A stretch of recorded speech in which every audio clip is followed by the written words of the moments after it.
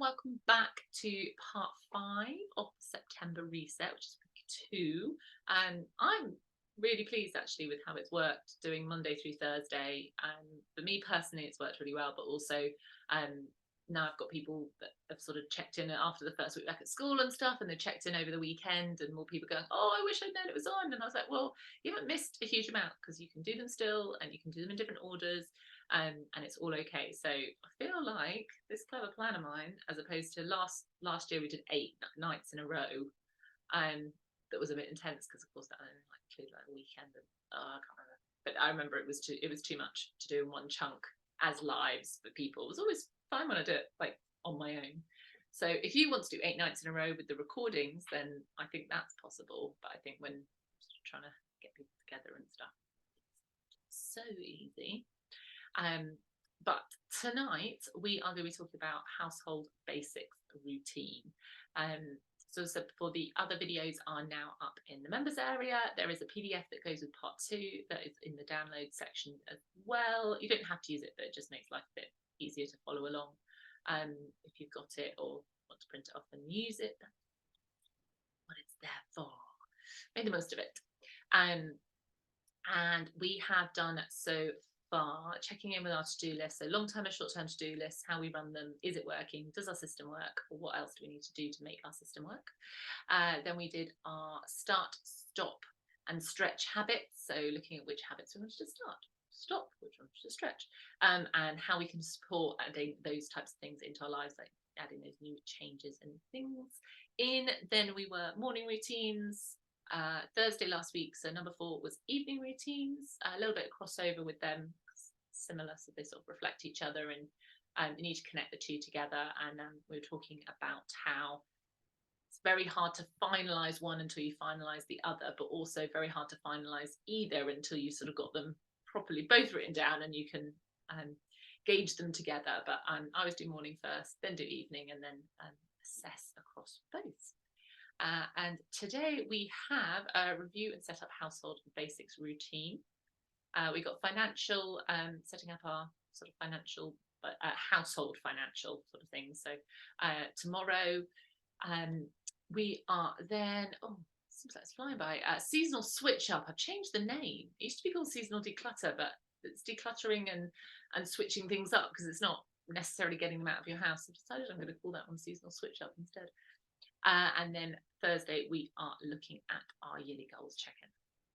So we will jump straight in and try and keep these under 30 minutes so that they're easier for people to catch up with afterwards as well.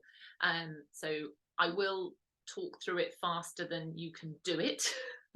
And so if you're watching on the replay, you can hit pause, or you come back to it later. If you are watching it live, just sort of soak it in and maybe take a few notes as you would like. So first of foremost, we need to be looking at a list of what needs doing. I split this into 3 categories. I do it as daily, weekly and monthly. Now you could always give yourself some prompt sections if you wanted to as well, or a trigger list. Actually, that's a good sounding phrase, trigger list. So you might say cleaning trigger list, you might have a maintenance trigger list, you might have a life admin trigger list, trigger, even these different things that you have on your trigger list. So thinking about those different kind of areas. So this is anything that supports your household running, whatever that looks like, whether that's you or you and 47 children, whether that's you and 94 goldfish, like whatever it is. That is your household, whatever supports your household running efficiently. If you live in shared house, then is it something that you incorporate together? It might be something you need to sit down with flatmates, and there might be certain aspects that you need to agree with them as well. So lots of different bits to our household, from that dreaded like admin paperwork side of things, the paying of bills.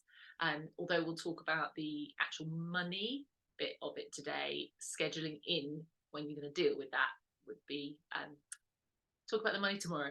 The scheduling in bit is going to be part today. So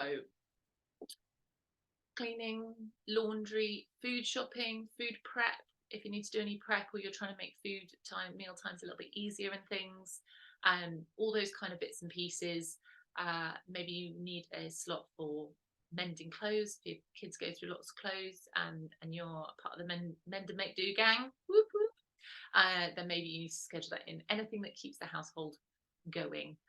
Sorting out recycling. I'm trying lots of examples now. Sorting out recycling. So exciting. I quite like sorting my recycling because I built my own recycling station for the garden, and I'm quite proud of myself. It's the first time I've built anything like that. So that was fun. So those are all the different things that we need to make sure we get into a routine. So it's not everything that's going to be daily, weekly, monthly, how I would divide my categories up. So I'd split my piece of paper, and then I'd write out all the different activities that needs to happen in each area of those. Now for me, this is all changed again. So I will be doing mine from scratch. I've got the former one still on my calendar, so I will have that up to remind myself as a little prompt of what I need to do, and I can go back through, particularly things monthly. I find often our monthly things are the ones we forget to schedule in advance and have in a routine until it's too late or we've missed something. But having that slot to sit down and book next month's worth of childcare clubs, or next month's worth of rail cards, or whatever it is, to have that scheduled in, because they're so far apart being monthly, we are less likely to remember than daily activity. Something we have to do daily feels a bit more natural, like we're more likely to remember it. Not always, let's be honest.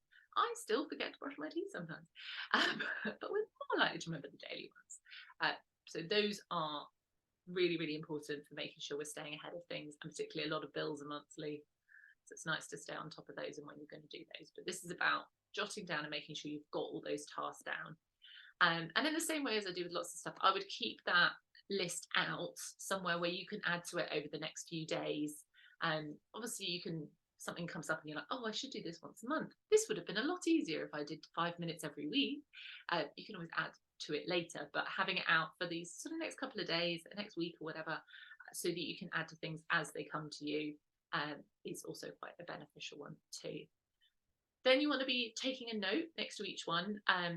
How often do they need doing? So it's specifically, like I said, the columns, you've got your daily, weekly, monthly, but you can also be looking at something that needs to be done a couple of times a day, or you need to be looking at something that needs to be done bi-weekly or bi-monthly. Like, can you section them down any more? So you basically want to do them as little as possible. But that could mean that if you could do 5 minutes a day, which is 35 minutes. Or if you leave it and just do it once a week, it could be a 60-minute job. So you've got to think about whether it's something you can do quicker if you do it more often. But then we've got other jobs where actually getting the equipment out to do it takes a long time. So for me, that's sewing. I've got to get the machine out particularly, but sewing kit, I've got to find my glasses because I don't just use them for sewing. So usually they're somewhere with a Harry Potter book, because the font in that seems to be a lot smaller than the font in my own book. So that always feels like a right palaver. So I only want to do that once a month. I'd rather have a slightly bigger sewing pile and get all the things out and just crack through them in one evening, or one half day. Then I would rather do that daily or as things come up.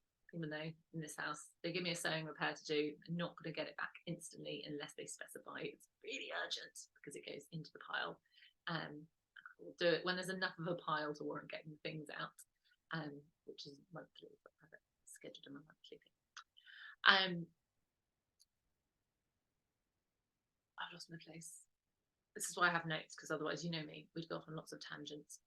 And just in the same way that I say it's really hard to getting all the equipment out, is understanding what issues you have doing them and what friction they cause, because this can help picking, going, oh, whether I want it to be daily, weekly or monthly, but also putting that support system in place. Like, how can you encourage oneself to do it? So I am going to pick cleaning. I quite like cleaning, I'll be completely honest. I quite like cleaning. It didn't always though. And at the moment, because there's so many jobs in the middle of everything going on in this house, that I haven't done a full clean on this house yet, which is hurting my heart and soul and core being, but I'll get there eventually. But if you're not a cleaning fan and it has to be done. It could be that you habit pair it. That's how you can see the friction. You're like, it's boring. So you're going to save a podcast that you really like listening to, or you're going to save your favorite album, or you're going to create a playlist that you're only going to allow yourself to listen to when you clean, to give you that incentive. Or like me, got a bit of a Ben and Jerry's addiction, and it could be that you always get yourself a pot of Ben and Jerry's that you can have after. Yes, because the pots are meant to be eaten in one. They do these Sunday ones now, which I swear they're like layered as if it's a one dessert thing. Maybe it's meant to be a dessert for two, but you could do that, right? That's going to be Thursdays is my day. So Thursdays on the way back from work, I'm always going to buy myself a pot of Ben and Jerry's, get home, do the cleaning, and then I can have my Ben and Jerry's, and that is going to be how I support the friction, not wanting to do that. And some of my other ones are like sitting. You might be like, just sitting down and still. I don't like doing. That's like the friction that stops me doing whatever challenge task it is. I'm going to pick cleaning the paintbrushes because that's one I don't like doing at the moment. I just want to get all the jobs done and not stop and clean the paintbrushes in between. So friction, I don't want to stand still at the sink and clean the paintbrushes. I want to be cracking on with everything. So I could be like, right, that is going to be when I set my laptop up on the windowsill. That is going to be the time where I'm allowed to watch Big Bang Theory. I've seen it all many times, but that could be like, love that program, so that's going to be the only time I'm allowed to do that, and that is going to take away a bit of the friction. Suddenly it's a little bit more appealing to wanting to do it. And then we've got the practical friction, so that's more like our mental, like encouraging ourselves to do it. Then we've got like the more practical friction side of things, and I'm going to stick with the paintbrushes because they're now in my head.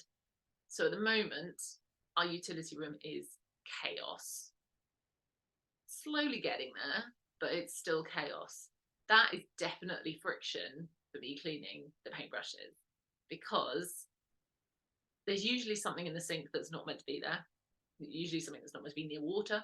It just is more of a work surface at the moment, because the work surfaces in the utility room are covered in things that I'm midway through sort of sorting and organising between jobs, and because everything hasn't got a home yet.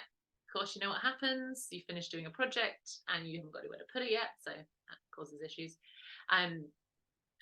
So that is definitely friction, the fact that the work area I need to do that task, and at the moment that is going to be part of our foreseeable routine, because there is always something, another paint job to go on.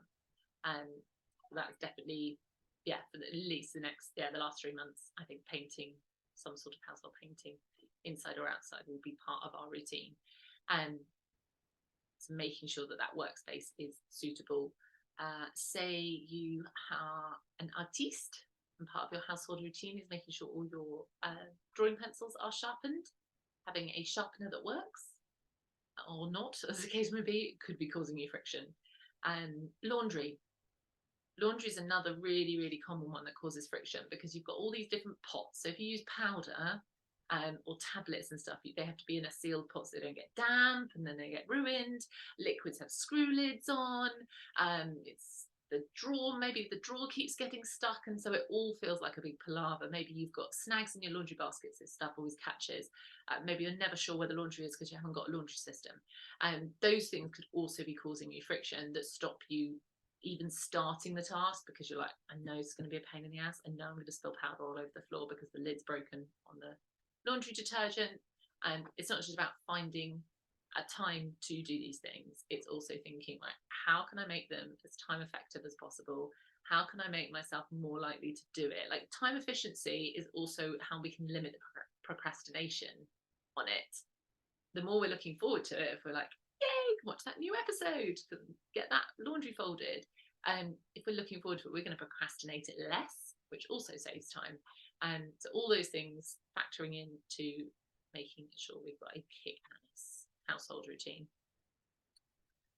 Any other things could be simplification, and any other ways of simplifying it. Maybe you currently divide your clothes a million and one different ways for washes, and you're thinking, actually, this is pain in the ass, I don't want to do it. Is there a simpler system? Maybe you're going to look a bit more at the labels on the clothes and think, actually, I could I could wash everything at 30 instead of doing a 30, a 40 and a 60 wash. Let's just do everything at the colder temperature because it's all safe there. I rarely do anything above 20, completely honest. So someone who likes things clean as well, and at the moment who's very dirty a lot of the time, and so my clothes need a good clean. I'm still 20. That's where I swapped to an Eco Egg. We used to use Eco detergent, laundry detergent, and then I realised the Eco Egg, I just throw the same egg in, don't have to top it up for 70 washes or 40 washes. I think 70 washes. So that was simplifying it. And then vinegar for fabric softener. One, it does a really good job and it's antibacterial and all those wonderful things. But also, if you slosh it on the floor, just like evaporates, cleaner, so it just evaporates and disappears. If you get it all over the drawer, floor and drawer, get it all over the drawer, it doesn't matter because it's cleaning it as well. It doesn't get the drawer gross and ganky like fabric softener does. It doesn't make anything smell of vinegar when it does wash, and it makes things soft and lovely. So I have simplified it to this one ingredient item that actually simplifies the laundry process in lots of different ways. Maybe you have like 3 different plugs you have to switch around when you do your laundry, and you're like, oh, I could simplify this by getting an extension lead, like a multi-block or something. Or like half of the multi-block is broken. Update the multi-block.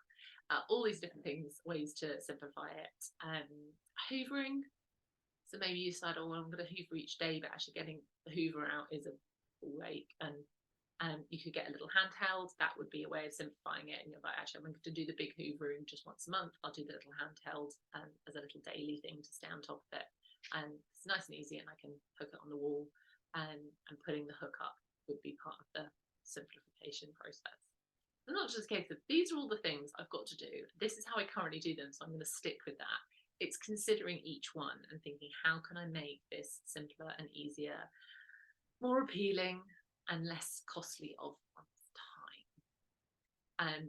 So it's also quite good at this point for each of the tasks you're now definitively decided you want to do,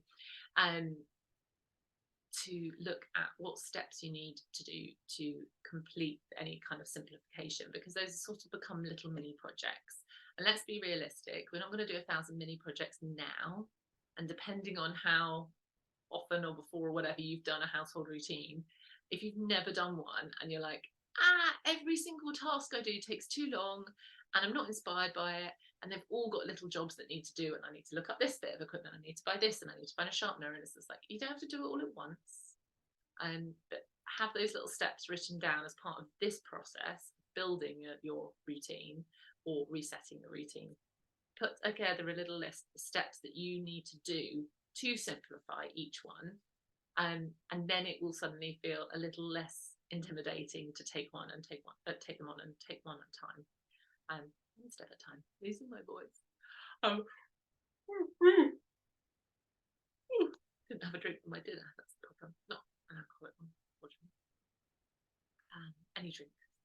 Dry throat now. I keep going to pick this up, but there's actually shower gel. I better not drink that. You've got your action steps for how to simplify them, and I would choose the one that's going to have the biggest impact with something like this as your first one to do. Normally we try and look at a balance between biggest impact and the biggest gain, but with household tasks, I think that's all a big gain as far as I'm concerned. So, pick the one that's going to have the biggest impact. And said that backwards, but I know what I mean. So pick the one that's got the biggest impact to start on first. And you may be like, actually, I'm just going to spend a weekend making my life easier by getting all these simplifications in place. Now you're going to look at when works best to do these things. So I'm going to go with laundry as my example here. I know I need to do pretty much consistently 2 mixed loads and 1 white load a week. So I've sort of got mine down to during term time. Seems to be more during the holidays and things because little one will change her outfit a million and one times. But because she's school uniform for a chunk of the day, and then she has kit of some sort for an activity for a part of the day, they can usually last more days, or like she'll wear her same gymnastics outfit for about 4 weeks because she only wears it for an hour. She can wear it like 4 or 5 weeks before it actually needs washing. And that was part of our simplification process, was reducing how often we needed to wash our clothes and realizing that we hang them up more, then we don't need to worry if we air them or whatever. Then often they will, if I haven't got anything down them and they smell, I don't see the point of washing. Mine, but just me. And obviously, if you have allergies or skin conditions, that might be different for you, but that was something that worked well for our family. So I can do two mixed washes, and then I can do a whites wash. With how things are currently, I quite often need a third mixed, just because we are doing a lot of dirty work jobs, and things are getting gross, and we only have a small selection of like dirty work job clothes that we don't want to ruin our nice, we don't want to ruin anything nice doing them, so we do need to get through those slightly quicker. So we usually do one extremely dirty run during the week as well, might be like a half load or a quick load or something. That one is more sporadic, can't really schedule it, whereas the other ones I very much can. So here's the logic behind when I schedule mine, and to give you an idea to reflect on when would be a better time to schedule yours. So my daughter has one summer dress, and at the moment she's still in her summer dress. I thought it would be cold in September. I don't know why, it never is. It would be cold in September. She wears PE kit for one day. Annoyingly, it's Monday, not the middle of the week, so that'd been really helpful. So she wears PE kit all day on Monday, and then she's got her summer dress at the moment for the other couple of days. She can wear her other uniform, for which she has. So she has at least 2 polo shirts that go with her skirt, which means that at the end of the second polo shirt, they need to go in the wash. They dry quite quickly, so I can do it overnight. Even in winter, I can just put it on a radiator, and these polo shirts will dry better than her old ones did. So that's fine. But I know at the end of the second polo shirt wear, or the end of the second day of dress, I will need to put a wash in. So for me, that means Monday PE kit, Tuesday dress or polo shirt 1, dress second wear of dress or second polo shirt on day 2, which means day 3, Wednesday, which means Wednesday after school I need to put a wash on. That's easy. Wednesday after school I need to put a wash on. So that's my first mixed wash. I then know I've got, after that wash, I've got enough school uniform to get me through to the end of the week. So I know I don't need to do any of that. I can wear whatever, because we'll slot in the mucky wash whenever we need to. So I can slot in whenever with my painted things. And then my other one is at the end of the school week, ready for the start of the next one. So I actually do that Saturday morning, because Friday you want to come home and chill and just tap or something. Yeah. So Saturday morning I'll put a load on and do my weekly review session, and then I can hang it out. Then we've got the whites. So the whites for me is bedding. So of course I need to do that on the day that I change the bedding. So we do, and again, personal preference and allergies and illnesses and things like that will all play a factor in this, but we do our bedding every 2 weeks. So each week I have one bed to do. So 1 week I would do my daughter's bed, which although is smaller, is a cabin bed, so it's a pain in the ass to like climb up and look. And then our bed's pain in the ass because it's a Super King, and I don't know what it is with Super King fitted sheets, but they never seem to be quite big enough. It doesn't matter where I bought them from, like even the first time I take them out the packet. Maybe we've got a special Super King that's just a little bit bigger than it's meant to be. But I don't know. I'm making beds is not on the way. I do my pillows, fluffing up pillows, fine. But the actual making of the bed. So do them on the 2 separate days, which means I've only ever got 1 load's worth to go in. I do try and wash and dry on the same day and just use the same bedding, because then I haven't got to fold it up. But I'm doing the wash in the morning and then I'm going out for the rest of the day, or I've got lots of work to catch up on for the rest of the day, I want to also have a spare set to change it into. So my daughter has 2 sets of bedding. She has a favourite. I try and wash and swap, but I have a backup if I ever can't, or need another one for whatever reason.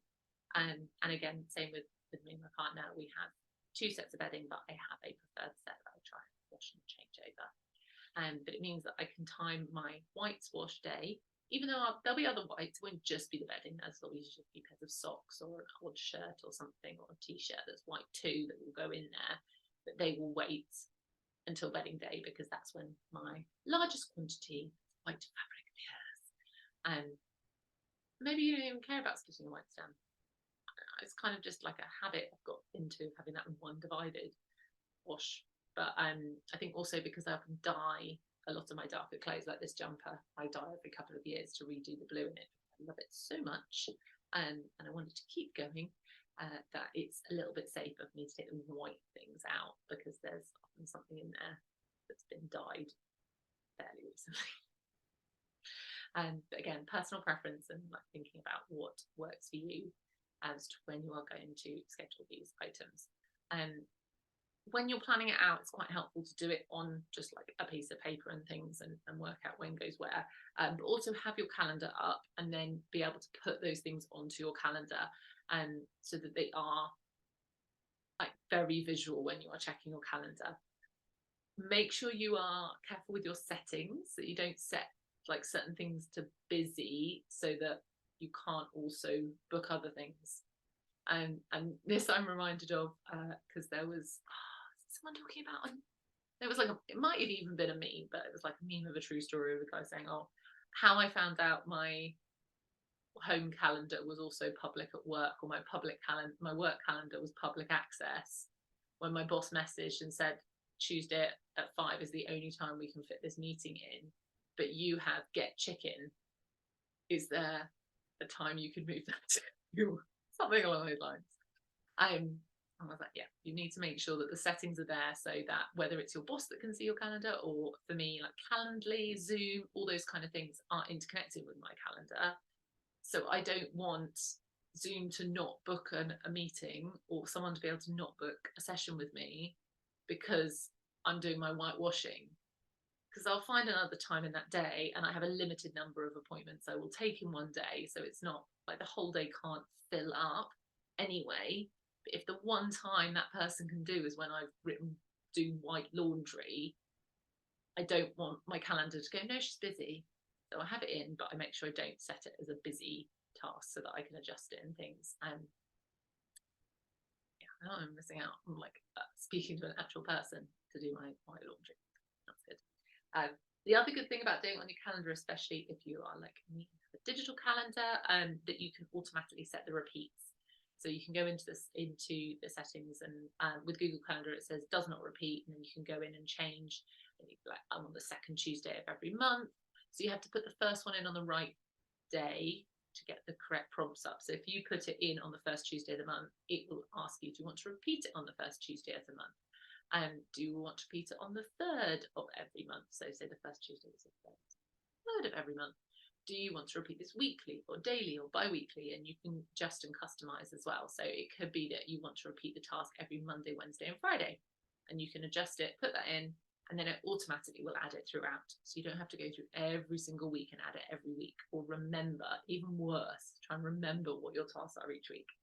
And so it's important to have it into your calendar. And then also we have a family month to view, and so we print it out and stick it. We did used to do A3, we've got a bit more eco, going into an A4 page. So we'll print that off, but we'll have anything that affects the households, that will have our household routine on, so that other people can glance at it quickly. Like my daughter can see when the whitewash is going on, if she's got something particularly white. Well, it's normally my partner saving his whites for whitewash day, or also have a look and be like, oh, okay, actually Jess is normally in all day today and she's not now. It says on there she would normally hoover, I'll get the hoovering done and things like that. And I don't automatically do all of that stuff in my house. We do divide up the task, but we're also quite good if we know someone's doing something out of the ordinary, be it work-wise or with the small human, and that we look up what they would have been doing that day. So we sort of stay ahead wherever possible and see if we can sort of pick up.